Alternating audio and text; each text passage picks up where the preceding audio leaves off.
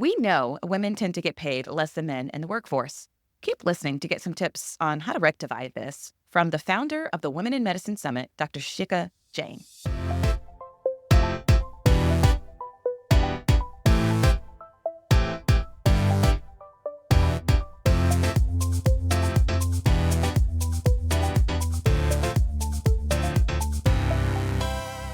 Hello, and welcome to the Wealth Minded MD podcast with your money best friends. I'm Dr. Alicia Taylor. And I'm Dr. Brittany Halford. And of course, we're here to help you build wealth and make good money decisions so you can create the life you desire with more control over your time. Hey, Alicia, one of the most important financial tasks we do as doctors is protect ourselves, which means getting the right insurance. I recall purchasing my insurance policy just a few days before I graduated from residency. What was your experience? So I got my insurance when I graduated from medical school right before I started residency. I actually called a few agents, but I had the best service from Pradeep Auto at PKA Insurance Group. He was super responsive and personable. Unlike some of the other agents, Pradeep actually got me quotes from all the major companies and actually took the time to explain the nuances in each of their policies. What I love most is that he wasn't just this way for me. Whenever I would send one of my friends to him, he would not only speak to them, but he'd also let them know where to go or who to contact if there were better options or discounts available. At PKA Insurance Group, Pradeep Auto and Matthew Peterson are independent brokers focusing on disability and life insurance. They excel in securing coverage for physicians and other medical professionals. Discounts on disability insurance can range from 10 to 40% depending on your situation. And there is now an A+ rated carrier offering up to $10 million of life insurance without lapse. If you are very healthy with limited to no medical issues, approval is likely in 5 minutes. Reach out to PKA Insurance to discuss your disability or life insurance needs at www.pkainsurance.com or call 1-800-258-1018. Alicia, I saw on Instagram that you were somewhere with your friends having a good old time. Can you please let the people know who may not be stalking you on the social media? Yes. Okay.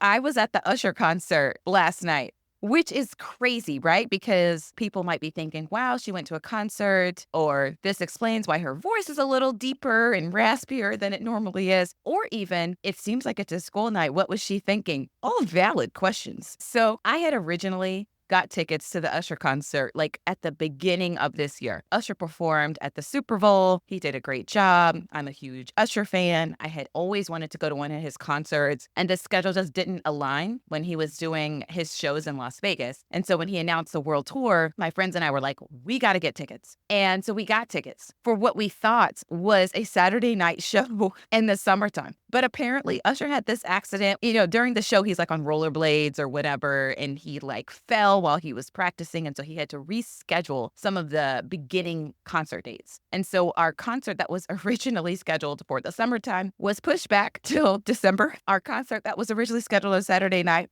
was pushed back to a Tuesday night, which I had some strong thoughts about. But regardless, the tickets were already purchased. And so we're like, you know what? We've wanted to see him perform. Let's go. It was a great time. It's Atlanta. There's lots of artists in Atlanta. So he brings out guests. It's quite a show. Yeah, I don't know about you, Brittany, but I love watching a show. I think it's one thing to see somebody go on stage and sing or rap or whatever. But when you can see them do that and dance, when you can see them do that and entertain, it's just a fun time. But, I could tell that we were in our 30s because my friends, the concert started a little later. It's getting 11 p.m. and they're like, girl, I got to work tomorrow. I might have to head out early. I don't know. When we saw Usher, we were in Vegas. So that same late start time was now 3 hours behind Eastern Standard Time. So, I was feeling it. I mean, I put my pajamas on as soon as I get home. When the kids go to bed, I'm ready to sleep. But I am really happy that you didn't see all of the barriers and you saw an opportunity. Your girlfriends were there. You all looked lovely and it looks like you had a great time. So I'm really happy for you.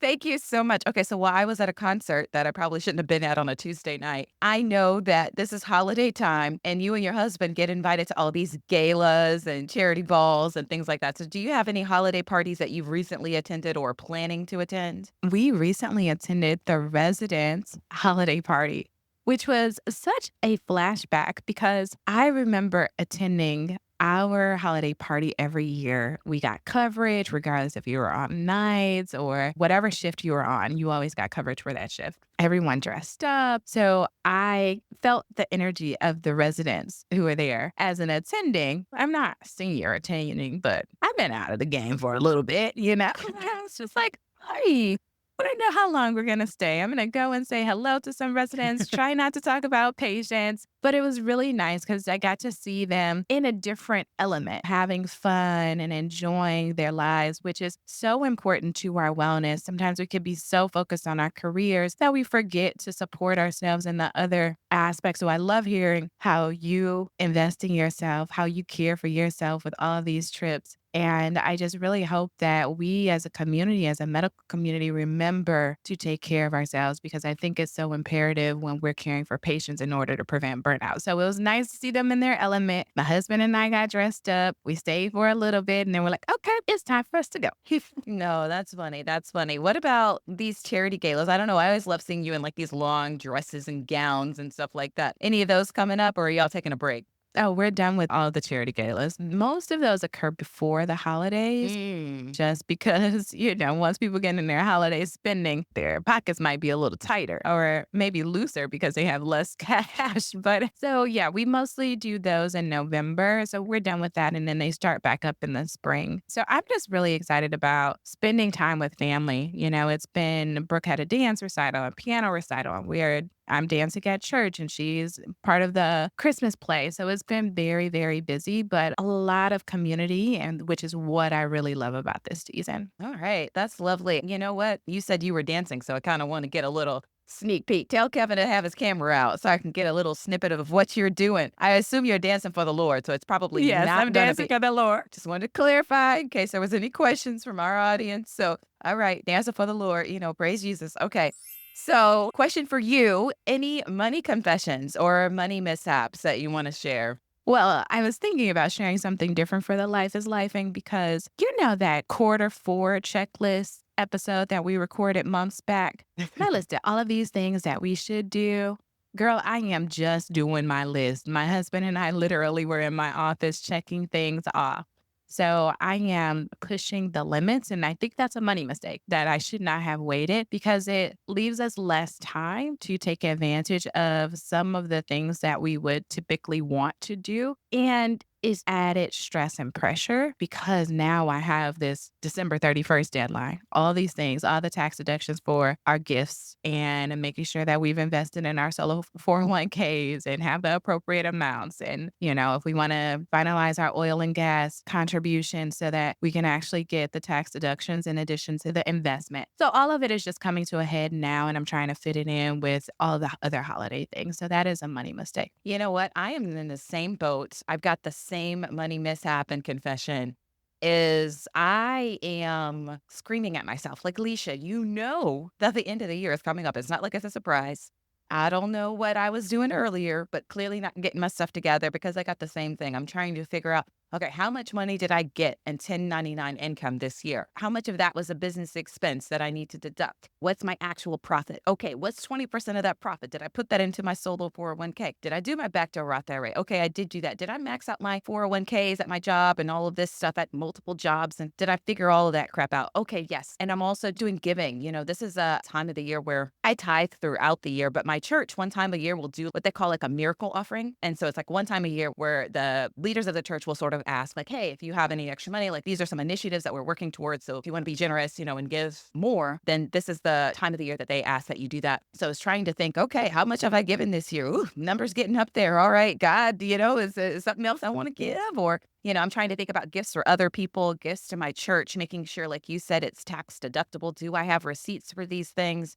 So there's a lot going on. You and I got to figure out our business taxes. And I'm like, oh, Lord, we got to file partnership taxes. That just seems like a nightmare. Yes, we're figuring it all out. We are figuring it out. So learn from us, people. Like, get it done earlier. I wish I would have spent a little bit more time in October. And honestly, I think I'm a bit better off than I was last year with some of these things. But like you said, I know better. So I need to do better. And this happens every year. It also is bringing to my awareness that I need to have built in moments of pause and put on my schedule protected time for reconciling the bookkeeping, doing all of the things, the Roth IRAs, blah, blah, blah, blah, blah, and making it just as important as showing up for a shift at work. So that is one of the things that I'm going to do is just to make sure that I put it on my schedule and don't move it, because when it's like, oh, this is something that I could technically do later, which is what I always do, then I do it later until later is like no longer available. And it's like, okay, you need to do this now. And so it's focusing on the important but non-urgent things and making sure I'm staying in that quadrant. I'm referencing Stephen Covey's book of 7 Habits of Highly Effective People, by the way. I love his matrix of importance versus urgency. I love that. I love that.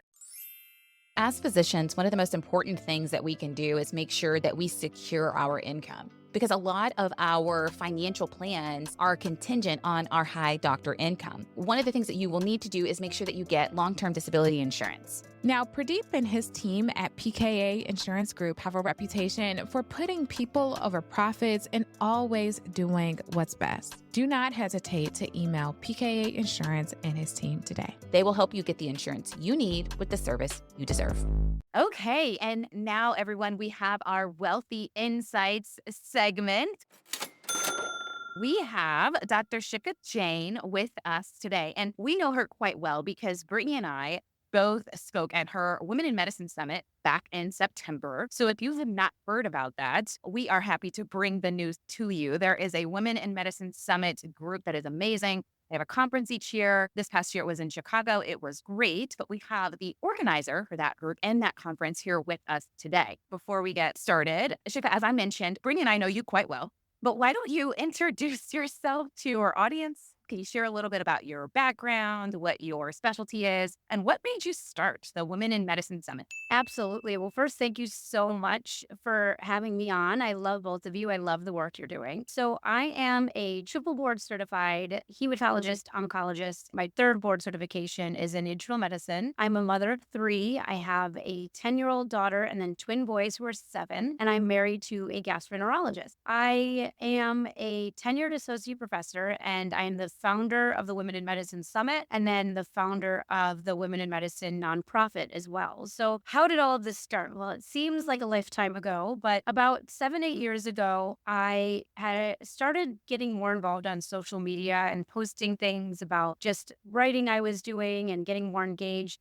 And I started to notice that a lot of women had similar challenges to what I had, where I thought that a lot of the problems and challenges I faced in my career were because I was the problem. And I began to realize that many of those challenges were actually similar for many women. And so I said, why do we not talk about these things? Why is this not something that I felt like I had a community that I could engage with or learn from? And so I actually was at Northwestern at the time, and I started a Women in Medicine conference there.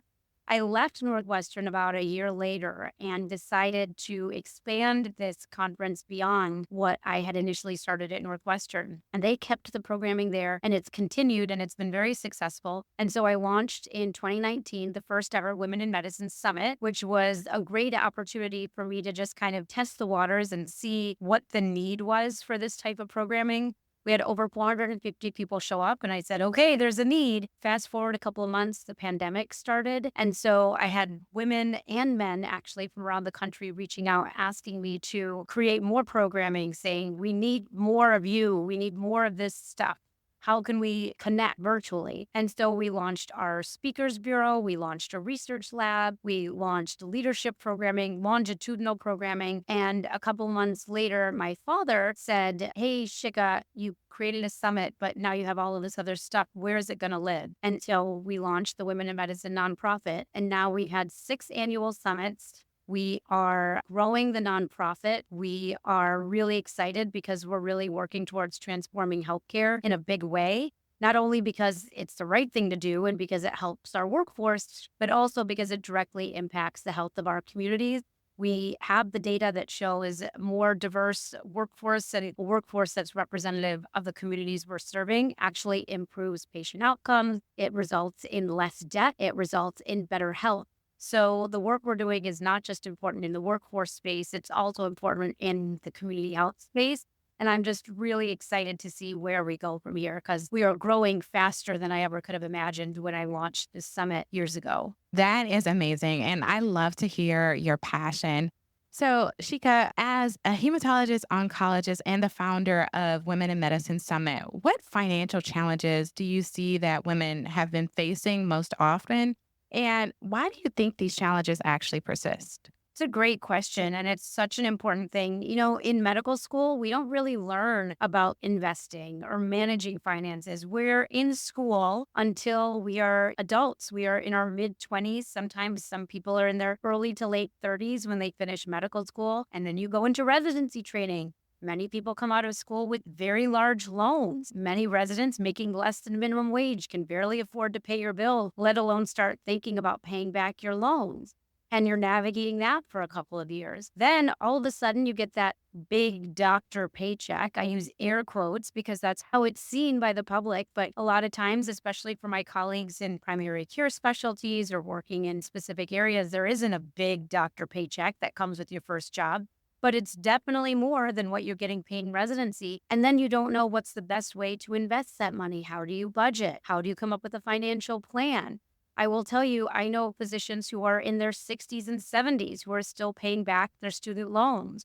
Or you become house poor, where you think, I've got this nice paycheck that's better than what I was making as a resident. I can afford this fancy house or this nice car. And you don't actually know what the repercussions of that might be. And you end up being house poor, or you end up having children and you don't know how to budget for their education. So I think we just don't learn a lot of these skills in our training. We're so focused on becoming good physician that by the time we actually have a little bit of money that we can invest or save, a lot of women physicians and physicians in general don't necessarily know what to do with that money and how to use it smartly, how to invest it smartly. And then, which I'm sure we'll talk about later, there's a pay gap, and that pay gap starts from your first job. And it's actually been estimated that women physicians end up making about $2 million less over a career for working equivalent hours to their male colleagues. So I think there's a lot that goes into the knowledge, that the gaps that we have in our knowledge, but then the system itself actually widens those disparities when it comes to women in medicine. You touched on so many things, including the gender pay gap. So let's just continue right there. Why do you think there is a pay gap?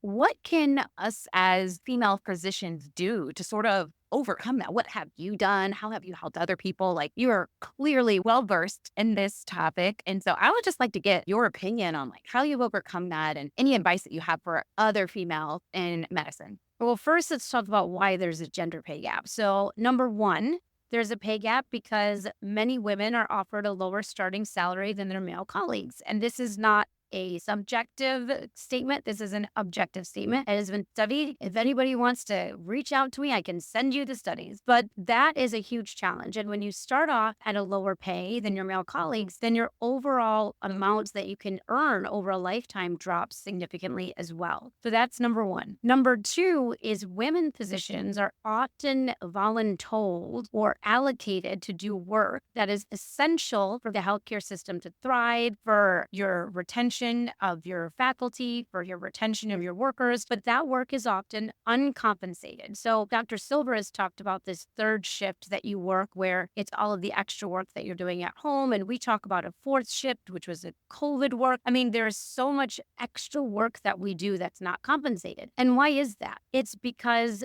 the healthcare system was built by men, and it was built before women were really in leadership or in the healthcare system at all. So a lot of that community work, a lot of that citizenship work, a lot of those committees that you join that are necessary for these healthcare systems, that's uncompensated work, and women often get allocated to those things. The third and the biggest one is a lot of times there's still a lot of implicit bias when it comes to women negotiating for their jobs.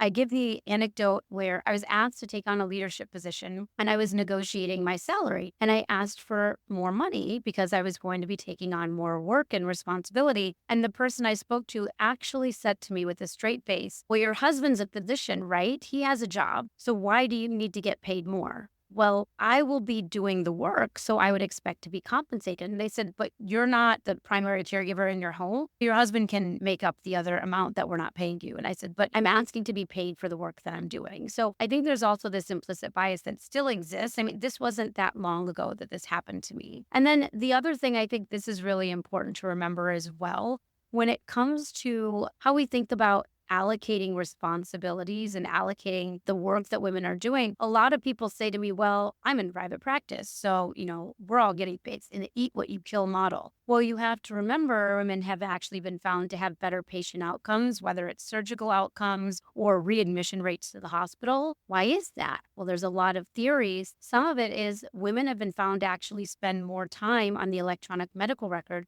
responding to patients. They spend more time with patients. They spend more time looking at preventative care. And what happens in an RVU-based system is all of a sudden these women, instead of seeing 25 patients, providing exceptional care to the 18 patients they're seeing. So the question then becomes, where are we placing the value in healthcare? Are we talking about we should be able to see 25 patients in a day, regardless of what level of care we're providing them?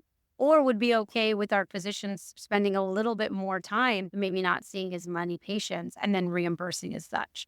And then the last point I'll make when it comes to why this pay gap exists, and again, there's a lot of reasons, but this is one I think we don't talk about very much. There's actually been a study that has shown that women surgeons, so women OB-GYNs who are surgeons, doing procedures that are the same level of challenge, the same amount of time, as a urology procedure by a urologic surgeon are actually getting reimbursed less. So lady surgeries that are more complicated sometimes than these urologic surgeries are actually getting reimbursed at a lower rate. So what that says is if you're doing two surgeries that both take 5 hours and they both are equally complex, but one is targeted or billed as a gynecologic surgery, and one is billed as a urologic surgery, the surgeon is getting paid a higher amount. So this goes back to even the way we are billing and the way we are valuing the procedures and surgeries that are equal in complexity, but one is gynecologic and one is urologic. So those are just a couple of examples of why this pay gap persists. And again, I've gone on many podcasts and people have come after me and said, this is not true. This is subjective. And what I tell people is I'm happy to show you the data. It's been recorded and documented objectively. So come at me all you want, but I've got the data to show this is real. So to get to the second point of your question, which is how do we address it? Well, one, there needs to be transparency. And healthcare, especially in doctor salaries, there is no transparency. There really isn't. We talk about there is, but even in places where they're supposedly transparent, there really is not. And part of it is because of the nuance of what we do. If you're in academia, there is a difference between an assistant professor, an associate professor, a full professor. Grant funding, what is the money you're bringing in for the research you're doing? But then when you look at community, there's also all of that stuff I mentioned, which is, are we getting reimbursed or tasked for the committees that we're on? Why would I volunteer my time to help improve our workforce if I'm not getting compensated for it? Is it helping me when it goes to promotion? So I think transparency is number one and is really important. And then I think there needs to be people at the top who realize that these pay gaps exist and really have those dialogues of how do we make sure that we are paying equitably. And then for us as individuals, we need to fight for what we think we deserve. I recently had a conversation where someone said to me, well, I'm getting this opportunity. I'm going to get this big title. I was like, that's great. A title is great and it can help you with your career advancement, but you also need to be asking for the resources that are going to allow you to be successful with that title. You also need to be asking for a pay increase. You should not just be doing these things out of the goodness of your heart because we are mission driven. At some point, you need to be thinking about your own personal finances, your family. There's that time equity as well. Think about how much is my time worth? I'm really bad at that. We just hired an executive director for our nonprofit and we got offered to go to this meeting. And I said, oh, this is so great. I'd love to go. And she said, but Shikha, think about it. They are asking you to come to them. They are this many hours away. You're spending an entire day doing this work. If you were to charge somebody hourly for this, how much of your value is being utilized here? You need to think, does this help me in my career? Does this help me in my mission? Is it helping me financially? Is it helping my family? Is it filling my cup? If it doesn't fall into one of those categories, then you need to be really thinking, what can I say no to so that I can say yes to other opportunities that may give me a financial benefit or a career benefit? You know what? You said so many things in there that I love because I have witnessed that so many times where we are asked to do things. And sometimes our instinct as women or just as good people who want to help is to say, yeah, sure, I'd love to do that. And I love how you took a step back and paused. One of the things that I usually coach women on is to say, thank you for the invitation. So you can still show gratitude without committing. And one of my favorite phrases is, do you mind telling me a little bit more about this event or the commitment and the budget that you have for this? Which I have found to be a subtle way of making it very clear that I don't work for free. I have employed these techniques, which I think have helped me and that I think will help other women as well. And so I love all of your advice. So, Shika, Leisha is all about negotiation and making sure that she is paid her value. And I really love that about her. And I love to hear your passion and the understanding of data and what that means for women. Not only what that means for us as far as our career, protecting our energy, but also what it means for our money. And when I think about my own personal journey through medicine and starting my businesses, I see that this has been one of the greatest benefits, one of the greatest gifts that I've given to myself from a tax perspective, making sure that I'm doing the work that feels very meaningful, even outside of medicine. So I want to ask you, some women want to pursue additional streams of income. They want to start their business, but they're concerned that it'll take too much time. It'll be too hard to balance with their families and their physician jobs. What would you say to them? What has helped you be successful? So I want to give a shout out to my family first, because without them, I would not be able to do any of the stuff that I'm doing. They are incredibly supportive. If any of you have come to our summit or any of our events, you will have likely met my parents, probably my children, and my husband as well, because they don't just support me at home and allow me the time and the space to do this stuff. They also support me by coming to the events and I get them involved. So I think that's number one, realistically, about what is your life like now? Okay. What can you add and what can you subtract to make sure that you have the time to dedicate to this? So that's number one. I will tell you, when I started all this, I thought of none of that. Literally, how this started was my dad did a small conference. My dad's a surgeon and also an entrepreneur. He started a small conference. And after the conference, I was like, Dad, how hard was it to do that? And he said, oh, it wasn't hard at all. And I was like, great, I'm going to do it. And then my first summit, my parents came and my dad said, what have you done? I thought you were going to do something small and you have rented out an entire hotel. So I think first, if I could go back, I would think strategy of where am I thinking this is going to go? That being said, when I started all this, I never would have imagined that I'd be at a place today. Like, we've grown so fast and we've grown so much. It's really inspiring to me. So you don't have to have a full plan, but at least realize it is going to take some time away from other things that you might want to do. And is that something you're willing to commit to?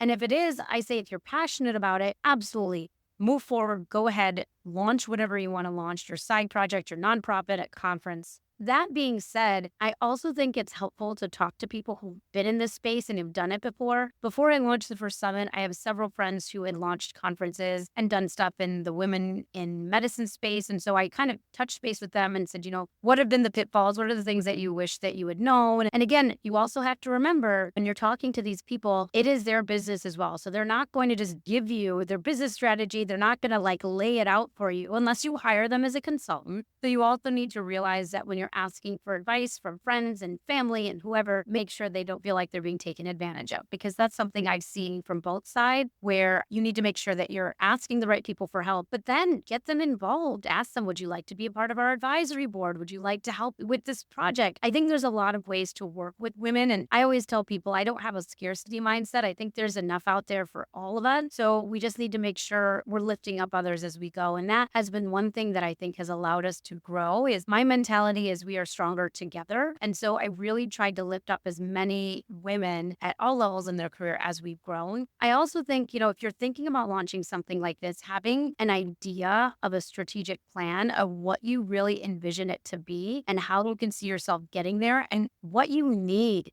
to get there. When I started, I, honest to God, was just like, I'm going to do this. And I just started it. And I was praying that we'd get enough money to fund it the first year, which we were very fortunate. We were able to get enough money to fund it. And we've been growing ever since. I think that you really need to think, where is the money going to come from? How am I going to pay for this? Am I willing to invest any of my own money into this initiative? I will tell you, I've invested my own money into this nonprofit and into the summit. I did it initially intentionally and then unintentionally just to help us continue to grow. And I think you also have to be ready to pivot. I mean, who could have imagined we would have faced a global pandemic after I launched our first summit? So I think you need to also have a growth mindset with also thinking of how being flexible and being ready to pivot if it comes to it. Finally, I will say, there may come a time where you launch something and it's not successful. And you need to think, all right, how much do I really care about this mission? Do I need to shut this down? Or do I want to continue in a different manner, in a different way? So again, that goes back to pivoting and being flexible. We have grown and evolved a lot in 6 years. And a big part of it is because of the people we brought in, the volunteers we've had that have helped us grow. And also a mindset we've had, which is we're going to roll with the punches and roll with the time and grow where we can grow and sunset some initiatives that may not have been as effective. Oh my goodness. I love your advice. So you talk about making sure that we know what we want, enlisting help, like not being afraid to ask for help, being flexible, having a strategic plan with a growth mindset, and then knowing when to pivot.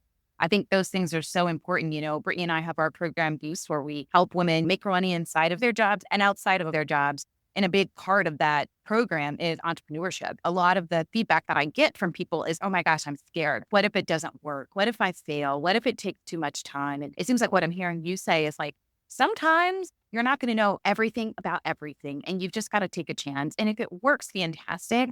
If it doesn't, then you can pivot, but you got to be flexible. You got to make sure that you have a good why of why you're doing this, right? When it starts to get hard, when it starts to take some time and just keep going through it. So I love all of your advice. I'm very encouraged by all of the success that you've had. I mean, your conference has been amazing. So I am in awe. I wanted to ask you though, what do you think needs to change in medicine, culturally or systemically, to better support women achieving financial security and trying to build wealth? It's also like this idea of wanting to give back and make the world better through nonprofit organizations and conferences and things. But some women also are trying to achieve financial security and financial wellness for their families. So I just wondered what you think we could change in medicine, culturally or systemically, to make that happen. Yeah, I think that there's a lot we need to do. I mean, honestly, I think there needs to be a major disruption in healthcare. Our healthcare system, aside from the gender inequities that exist, is kind of on fire right now. I mean, and that's not being hyperbolic. There's just so many things that are not good for patient care and are not good for the healthcare workforce, and it needs to be rebuilt. Knowing that that likely is not going to happen, talking specifically about gender equity, which at the end of the day, some of the solutions I'm going to propose would not just help with the gender equity part, it would actually also help our healthcare systems as a whole. And it would help women when it comes to talking about generational wealth or talking about financial health. So the first, Dr. Amy Gottlieb talks about how the amount of work we do is uncompensated and we need to really reimagine how we're compensating the work that's being done. I think that we need to step away from this RVU model of you get paid for the number of patients you see. You get a revenue based on, like a assembly line of patients. I think that's bad for patient care. And I think it's bad for women in medicine. I think we need to reimagine the RVU model. That's number one. Number two, I think we really need to start compensating for these committees, for these leadership positions, for these uncompensated work. We need to capture that. And we really need to think about how are we going to compensate for that kind of work? I think that is essential. I think for women specifically, when it comes to thinking about your own personal path and whether it's a side gig or whether it's your main job, you need to think about, again, that idea of if I say yes to this, I'm going to have to say no to something else. So what am I willing to say yes to that I know I may give up another opportunity? And I don't advise women that all opportunities need to come with a financial benefit. It could be that even the nonprofit that we built, I didn't do it for financial benefit. But one of the side benefits for me personally is I have been now seen as a gender equity expert. I'm seen as a healthcare leadership expert. So I'm invited to speak. So there's other opportunities that can come from work that you're doing that may not be compensated. So think about that as well when you're accepting opportunities. Is this something where I may have a ripple effect and see other opportunities that come from it? I also advise women in courses like what you both are offering. We need to learn and take ownership of our financial health and wellness, just like we need to take control of our own health. We recommend exercise. We recommend healthy eating. I also think it's important that we should understand the finances and we should figure out what is the best way to manage your finances to have growth as opposed to just letting somebody else handle it. you need to have a basic understanding of your finances. I say this, and I feel like I can always learn more about just me and my husband's financial situation, but I think that's something you can always learn from. And I also think thinking outside the box. So, one of the things that I mentioned earlier was how we pivot and we create new opportunities. I mean, our nonprofit is hosting a healthcare leadership event in the south of France on a cruise and at CME. Think of ways that you can find opportunities where you can network with people who might be outside of your circle. This cruise, for example, has opportunities to meet with healthcare leaders who I would not be in a space with unless I brought everyone together for a convening like this. Our Women in Medicine Summit, similar. You need to branch out and meet with people outside of your immediate circle because you can learn so much from people who have either been in your space or who are in a completely different space than you. And they might be able to give you some guidance and advice on how you can negotiate for yourself, how you can grow your own kind of wealth. And they may have experience outside what you've experienced. So I think that's another really important thing is growing your network. And whether it's attending conferences like our summit or like our CME cruise in March, or whether it's having coaching, financial coaching, all of those things I think can help you in your plan and your strategy to achieve financial wellness in your own life. The cruise sounds amazing, Shika. Can you please tell us a little bit more about this cruise? I saw the posters during the Women in Medicine conference, and it looks like we can use our CME funds. I'm always trying to find creative ways to use CME funding. I think that's one of our untapped assets sometimes in thinking about how we can reimagine our benefits and use them to promote wellness. And it sounds like this cruise is a huge opportunity. So please give us the details. Tell us more about this cruise. Yeah, so the cruise is March 29th to April 5th in the south of France. It's a full week. It's a river cruise, so you can actually join in between if you can't make it for the whole week. It's a wine cruise through Provence. We have one of the winners of Top Chef Europe, I think, is going to be cooking some food on the cruise. So it's a very luxury experience, and we're offering it at a price much lower than most cruises of comparable offerings. It's going to be an incredible experience. It's also CME. So if you have any CME funds that you want to use, you can use it to join us on this cruise. We have leadership programming with people like Lieutenant General Mark Hertling, who you may have seen on CNN. He speaks there very regularly, and he's taking ownership and control of your leadership. We have Dr. VK Gotti. He's the deputy director of a cancer center. He's going to be talking on some topics. We have Dr. Naomi Lawrence, who's talking about doctoring differently. I will be there. Lori Bedke is speaking. She's an executive coach and formerly worked at Crichton and has spoken at the summit every year. So we have some incredible programming. And the best part is it's a very luxurious week-long cruise in the south of France. So you can also use it as a little relaxation CME retreat for yourself. We're going to have an amazing opportunity to just network and engage. And the entire ship is reserved for just us. So you will only be interacting with people who are there for this healthcare leadership program. We would love for you to join us. There's limited spot. You can check out, we have some more information on our website, wimedicine.org, or you can email me directly, shikajainmd@gmail.com. And I'd be happy to connect you with our organizers. It's going to be an incredible event. Highly recommend you check it out if you're free that last week in March, first week in April to join us. And it proves to be a really transformative event for everyone who joins. This has been phenomenal, and it is such a joy to be in your presence always. You inspire me so much. And so if you are listening, we will include some links in the show notes as well as her email. So in case you want to contact her, you know how to do so. Thanks so much for having me. It's great chatting with you. Yeah, thanks for coming. All right. And now for our fun money segment. Brittany, what is something fun that you are doing with your money?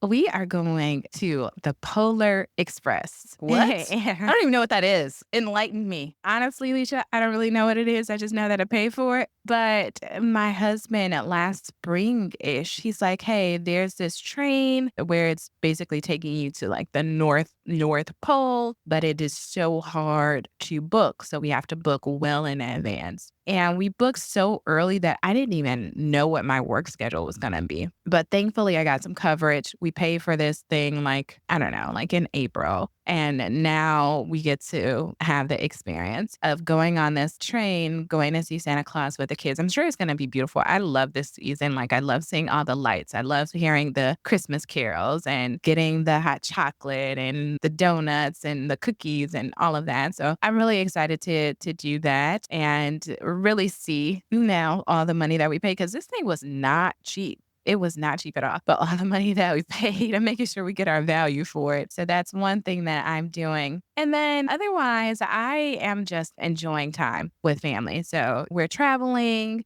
I'll be seeing family. And around this time, we have a tendency to pay for things. So we'll have our family party, but going out with my girlfriends at home and treating them to a nice dinner. So this is just going to be a season of probably some reflection starting in January of how much money I spent. But I love that I get to use it to build community and relationships. I love that. Okay, something fun that I'm doing with money. Well, you know that I'm about to leave town to go to Cabo. I didn't pay for that with money. I paid for that with points. I guess that's something fun that I'm doing with my credit card points. That trip was booked quite a while ago, so I'm very excited to go. And, you said something that really kind of pinched my heartstrings, that you were going to take your friends out to dinner. I'm going to Florida for Christmas. This is the year that we spend it in Florida. And I have really close high school friends in my hometown. And so I might actually try to get together with them if their schedules align and just say, hey, let's go out for dinner, that sort of thing. Sometimes I will get them little gifts, but I think just maybe spending time with them at a dinner. Sometimes we'll go over to someone's house, but then that requires someone to host and clean and all that kind of stuff, which can be a little hectic right before Christmas. And so I might do a dinner. I will say there's a colleague at my job. I just love her. Like, oh my gosh, I think she's in her 50s or 60s, something like that. I mean, she looks so good. She probably could be older than I don't know. But when I get to be her age, I want to have as much fun as she has. Unfortunately, her husband passed away several years ago, but she has this full social life that I am so jealous of. She's like, oh, yeah. I'm hosting like a holiday party at my house. We're going to bring gifts and exchange. She showed me videos of her and her girlfriends like taking shots at the other holiday party. She went to Martha's Vineyard. I'm like, girl. And she's like, yeah, girl, I'm having fun. I'm like, I see that. Like, I think you go out more than I do. But I'm saying this to say that she was hosting a holiday party at her house. And I was like, one year, maybe next year, I'll plan ahead and try to do something fun like that at my house and kind of like invite my friends over, almost like a Friendsgiving kind of feel, but Christmas themed. Because I've been to a couple of those parties and it's been fun. Everybody wears a crazy Christmas sweater and you try to make a gingerbread house and that sort of thing. I always love those kinds of parties. So maybe I'll plan ahead next year and do something fun like that. Before we get out of here, we want to remind you that we are having a free masterclass on side gigs and 1099 income on Tuesday, January 7th at 8 p.m. Eastern Standard Time. We will again put the registration link in the show notes, so don't forget to sign up for that. Brittany and I cannot wait to drop some gems for you all right at the start of the new year.